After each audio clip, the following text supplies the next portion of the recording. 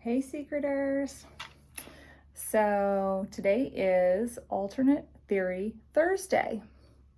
I know I mentioned this week that we were going to talk a little bit about some other cities that have been kind of considered or kind of looked over a little bit or flat out rejected, just so that we can make sure we can rule them out or maybe in.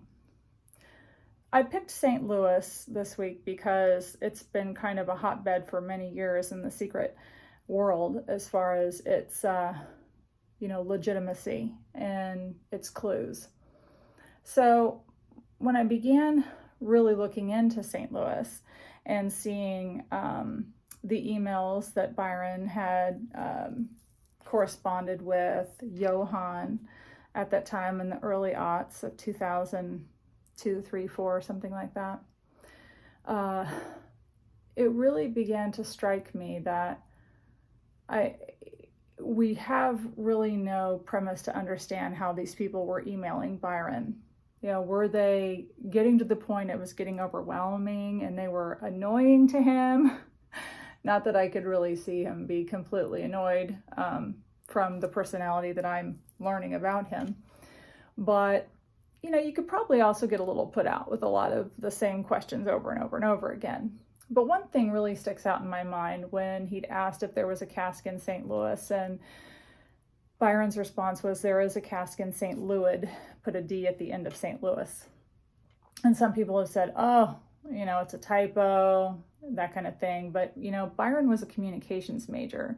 And yes, while typos can be placed here or there, but there's also typos in the secret book. And so to me, that was another clue of Byron's wordplay and doublespeak. So you can say one thing, but you mean another. So the fact that he says there is a casque in St. Louis to Johann is something that needs to be explored, because other people he have said there is treasure there, but he didn't say there is a casque there. And sometimes I think people overlook that wordplay, and I think it's something that we should at least take a gander at and see how it all fits. And people would say, well, why would Byron pick St. Louis? Well, there's a lot of reasons. So let's just start off with the fact that St. Louis is named after King Louis IX. We know that King Louis IX was canonized, became a saint, considered a very pious king, would wash the feet of the less fortunate, let's say, peasantry of his kingdom and invite them to stay in the palace and try to care for his people, except for Jewish people. So King Louis would cut the tongues out of Jewish people's mouths and or banish them, or worse, torture and kill them if they didn't conform and convert to Catholicism. So that's an interesting element when we know that Byron's Jewish and Ben's Jewish and Joe Ellen's Jewish, and there is this element there of the struggle of their culture. And I think that we have all grown up in a way, in many, at least for me, from my perspective, where I wasn't really given a full clear picture of just the amount of torture and mistreatment of not only these cultures, immigrant groups, and of course indigenous people. So when we're looking at these things, we have to know that Byron's teaching a lesson, and teachers always like to say, here's your study guide, and some of the kids will say, well, what do I need to study in it? Because I just want to skip to the chase. And the teacher would say, oh, none of it really, but you just go ahead and take a look at it and we'll see how it goes, and you will see how your test goes. And it's almost this play or a challenge, if you will, of a teacher to challenge the pupil to learn more, to study more, to understand, to have a comprehension, so that they know the student is grasping the material. And that's kind of the way, not only Byron being a communications major, but also a teacher when he got out of college, it's important to notice the ways that he wanted to help teach people, and particularly children. And so, which began his career at, the PBS, Sesame Street, and all of those early forays he had into, and the block that he did with Jim Steranko, which was to keep kids off of drugs and out of gangs and things like that. And so it's important to understand the mind of Byron and his humor and his wordplay. So for me, St. Louis could make a lot of sense. We were talking about King Louis. That's an interesting historical element. You have Olmsted Parks there, which are an element of some of the already found casks.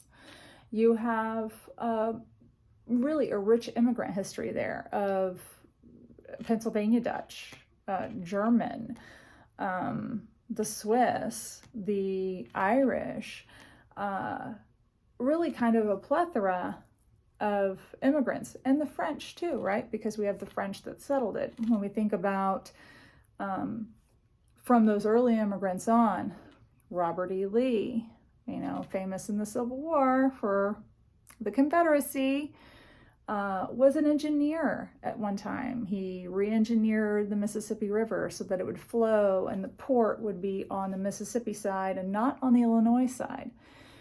There are pieces of this history that make a lot of sense too when you're looking at the German element, when you're looking at Adolphus Busch and Mr. Hauser, and they got together and they created the Budweiser beer that's there, which is actually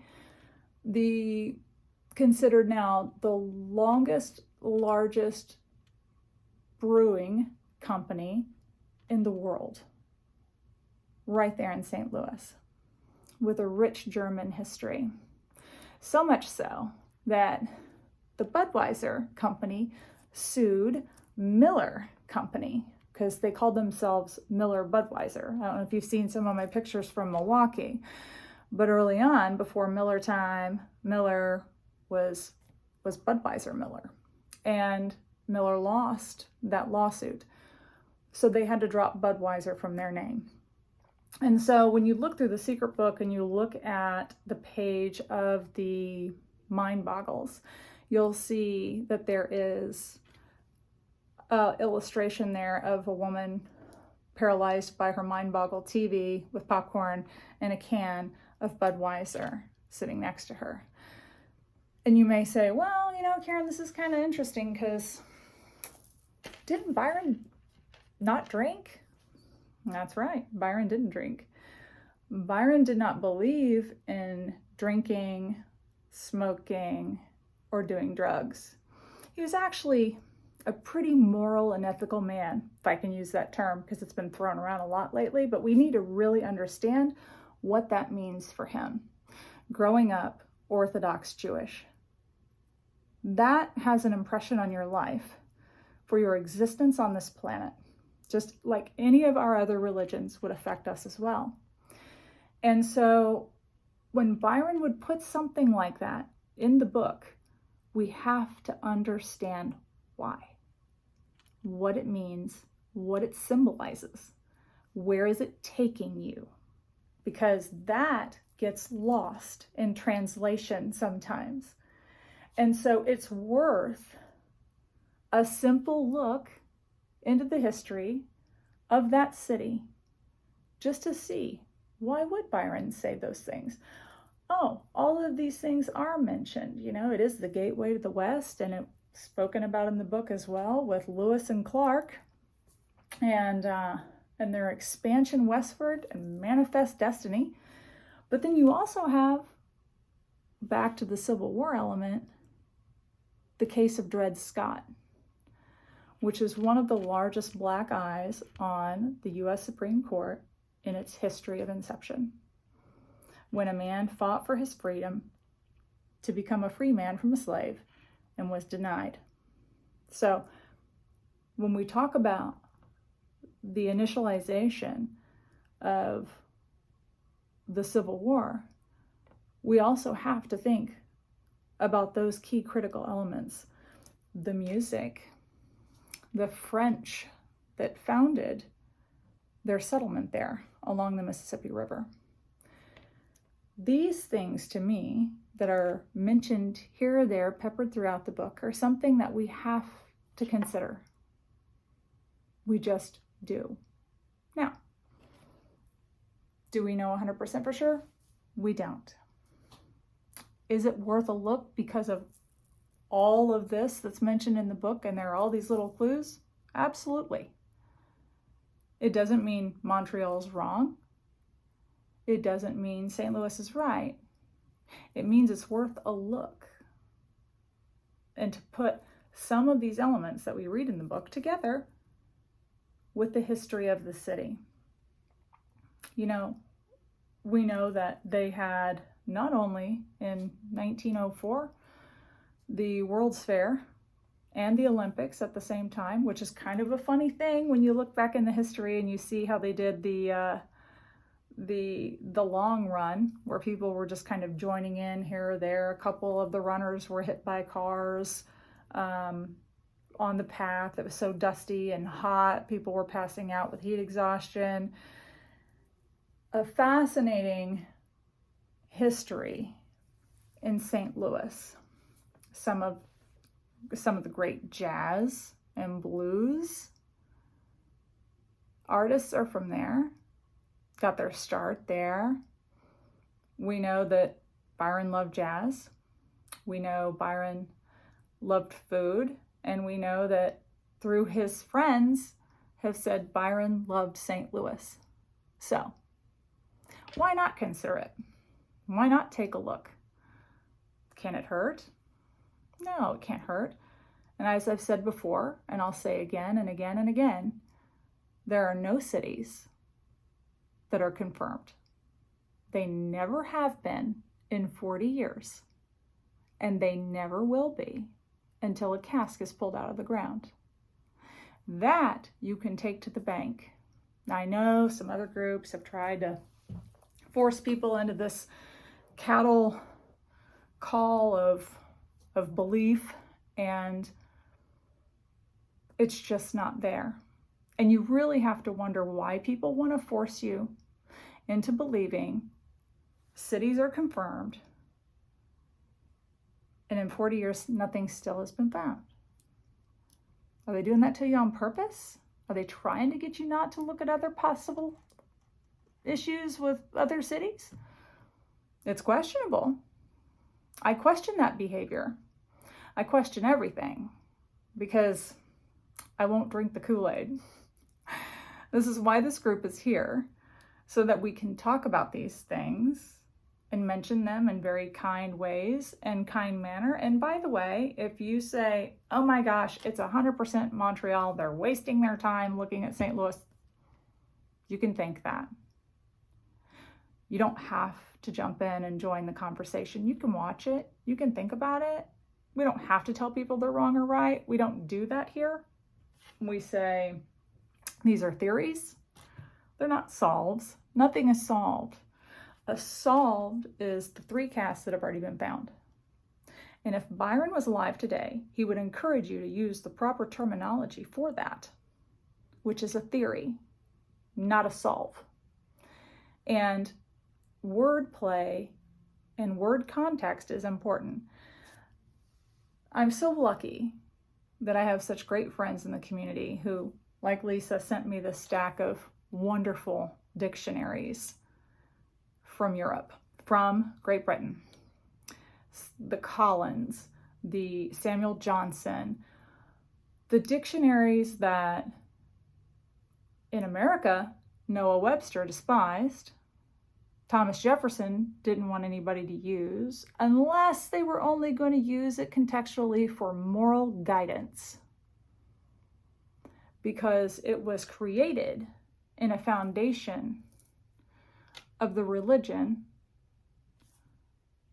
of the Church of England at that time. So when we wanted to separate ourselves from the mother country, Noah Webster said, we've got to we've got to change this. We've got to have our own language. And I know I've mentioned this before, but it's important to talk about words. It's important to understand the context of words and how to properly use them so that we can then understand why Byron loved words so much and what they mean.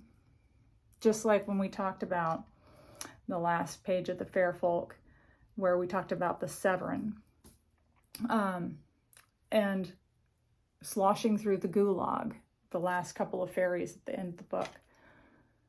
Most people, do they know what the gulags are? Some people go, oh, he's talking about a forest in Russia. Actually, no, we're talking about prison camps, internment camps.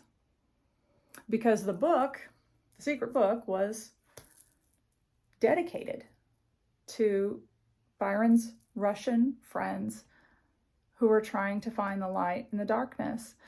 There are reasons this terminology is peppered in the book, and those words will give you more insight into where you need to look if you just pay attention. And this is why I believe the story gets harder. The paintings and the poems will get harder as we go along, and John Palancar has confirmed that too, because it's more about looking at the book as a whole and understanding some of the stories through it in order to lead you, I believe, to where these immigrant groups are. And so with that, we can still take a look at St. Louis. We know that St. Louis has a couple of really beautiful parks. Forest Park, I know, is there. The Jewel Box is there, which is a place I think where jewels may abound. I mean, I don't know. 15 rows to the ground in the middle of 21 from end to end. People say, no, Karen, you misunderstand that. That is New Orleans, because Sarmiento, that's a quote from Sarmiento's travels, and he was in St. Louis, or he was in New Orleans that night. And I say, okay, that's cool, but do you know why Sarmiento was even here? Do you know where he visited? He went all over the United States in many places, but you don't hear people talk about that. You don't hear people talk about what Sarmiento saw here when he came to the United States. And he saw that, wow, in the mid-1800s, and by the way, he did become the president of Argentina. Let's not forget that. He was traveling here because he was president of Argentina, which gives us a Spanish flair somewhat. But anyway, we look at the fact that he had said over and over in his notes that with slavery still being here, we were really no better than the mother country we fought to get away from, in the feudal system. And he was absolutely right. So when we think about that, we also have to put that in perspective of places that he visited and things that he saw. Byron may have been referencing that specific line from that city, but he could have been referencing his entire visit to the United States, which, by the way, included New York, Washington, D.C., St. Louis, many places, all on his path. So when I say it's okay to have a theory, it's okay to believe that your theory is correct and you need to test it out and make sure, and I get that. But it's also okay to think outside the box too, because sometimes you may miss something if you don't. And that's the encouragement here. When I went to Milwaukee was an eye-opening experience for me. Because I believe now when Byron says the 3 stories of Mitchell, he truly believes the 3 stories of Mitchell, as in a building, as he says in his hints. And he wants us to find the 3 stories of Mitchell in a building. Well, we know we have the 3 Mitchell domes, and each one of those domes have a different story. One puts you in a rainforest, one puts you in a desert. These kinds of stories may come into play some way, because when I'm downtown and I'm looking at the Mitchell building, which is way more than 3 stories, it kind of starts to sink in. Why does this really mean something? Alexander Mitchell was a Scotsman. He wasn't German. Why is Byron wanting us to learn about this Scotsman again? Well, in my research from being in Milwaukee, it seems pretty obvious to me as to why. Because across the street from the Mitchell building was where the old Mitchell building used to be, and Alexander Mitchell's bank. And he printed and made his own greenbacks. And at one point in time, he and about 9 other people got together and decided to devalue the note system, which then created the riot. I know some of you may have already read about this.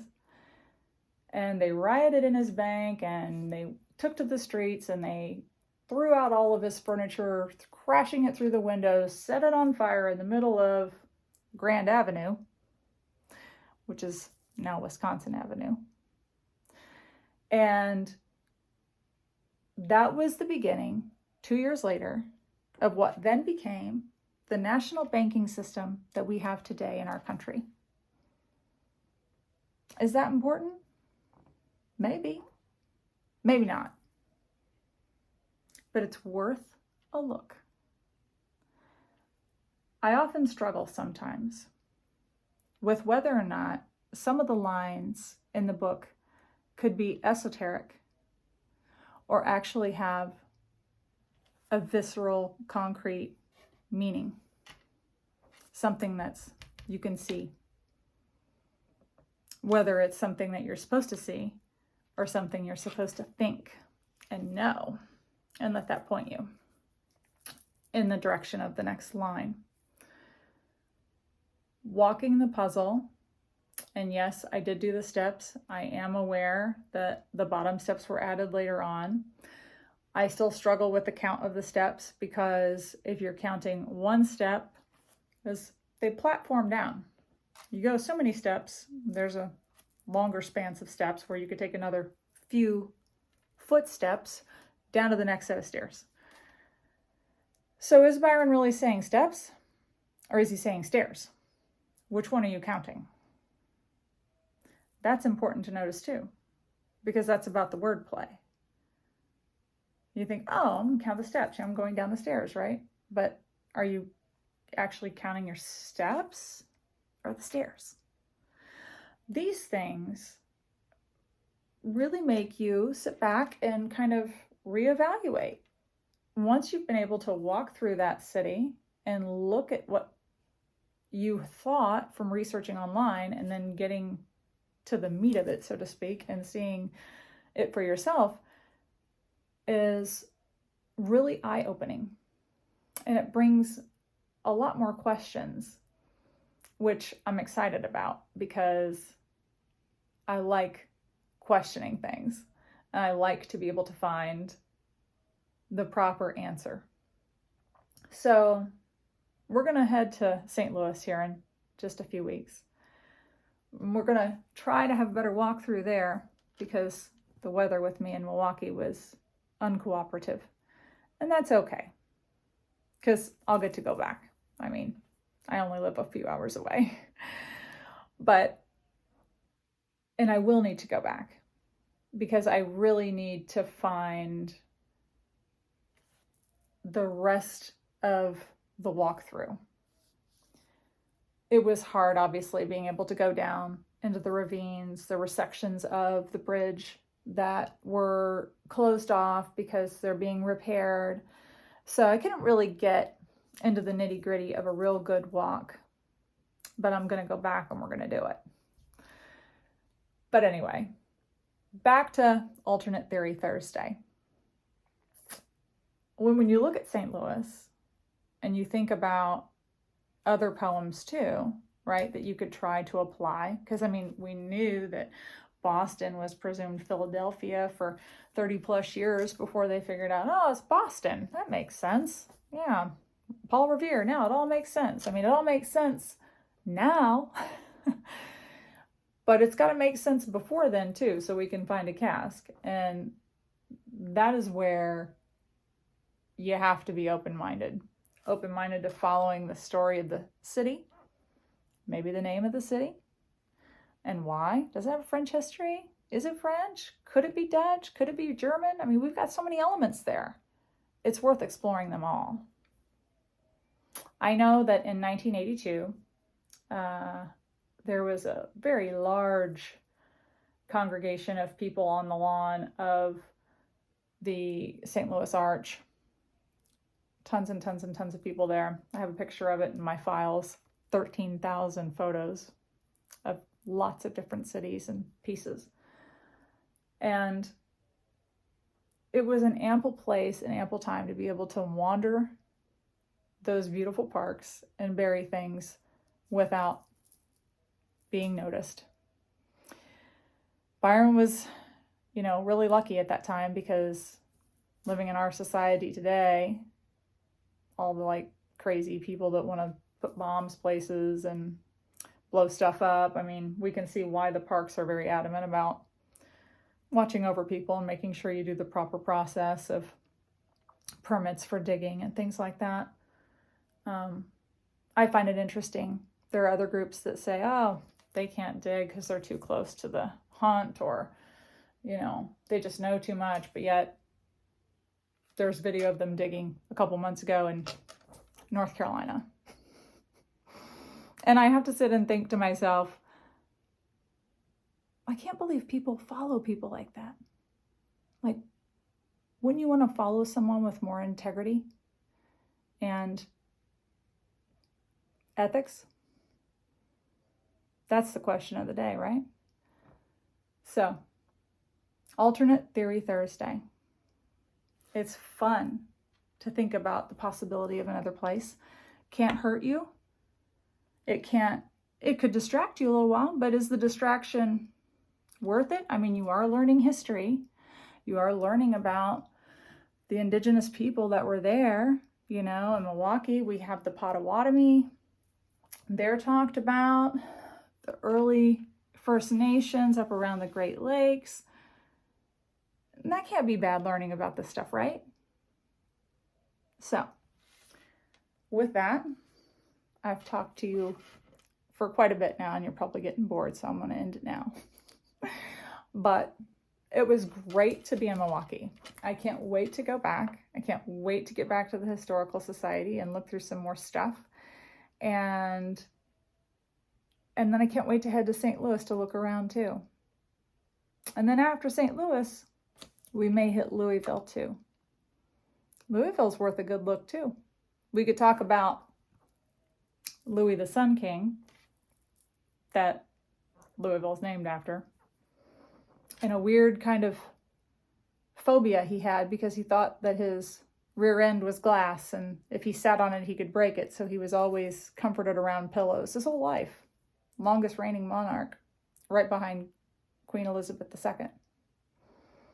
But she's gaining on him. Okay, secreters, you guys be good to each other and send out your questions and post your theories and enjoy each other. Enjoy your research. It's okay. It's okay. Nothing is wrong until it's proven wrong. And hopefully we can find us a casque this year. So keep up the good work. Keep up the searching. And until next time, ferry on.